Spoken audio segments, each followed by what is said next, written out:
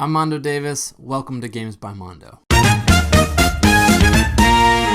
I've been making board game content for a long time, and for just about as long of a time I've wanted to get into more long-form content. So this is going to be the first video in my new series of videos where I talk about my favorite games from a mechanical designer's perspective. And I'm going to start with Kingdomino.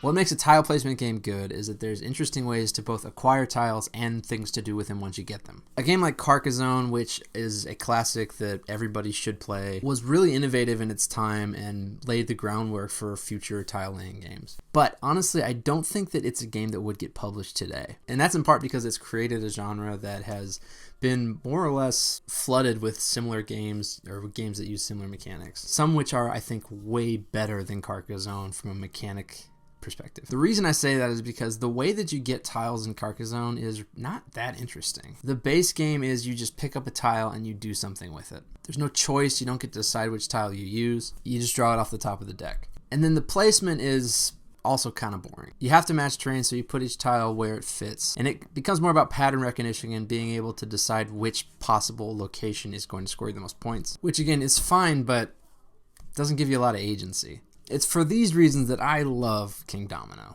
Kingdomino does something brilliant that a lot of other tile laying games try to do. And that is combining a really interesting drafting mechanic with a really interesting placement mechanic. In Kingdomino, you lay out 4 tiles ordered from low to high and how valuable they are. Then you flip them all over and players take turns placing their meeple onto one of the tiles, claiming it for the draft. After players have chosen their tiles, you lay out the next 4 tiles and then repeat that process. After everybody's chosen their tiles, you take turns pulling your meeple off of the tile and adding it to one in the next row. Then adding the tile it was on to your kingdom. Then the next player takes theirs, and so on. Where they place their meeple determines their order in the draft in the coming rounds. So every round you're choosing between taking more valuable tiles but a lower draft spot, or drafting sooner for a tile that might not score you as much points. When you add your tile to your kingdom, you have to match terrains, with the goal of trying to create big swaths of shared terrain. At the end of the game, you score points based on the number of crowns that you have in given terrain areas. You add up the total squares that make up that terrain, and then multiply that value by the number of crowns in that area. So obviously the bigger swaths of land are scoring more points if you can get the crowns for them. That tiered choice drafting system is really